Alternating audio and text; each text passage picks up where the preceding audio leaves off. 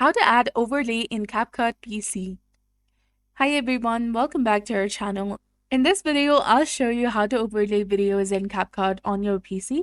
So if you're new to the channel, please consider subscribing and leaving a like after watching. So now let's get started with the guide. Here we are in the CapCut on my PC. This guide will work for both CapCut app and the browser version as well. The first step is to import or upload the videos you want to overlay. Now add a video you want to overlay. Here you can see that both videos are on the same layer, which is not what we want. So I'll remove the unnecessary part of the video and keep just the beginning. Now to create the overlay, click and hold on the video you want to overlay and then drag it up to create a new video track. Now it appears on the top of the other video. To adjust the overlay, zoom in on the timeline.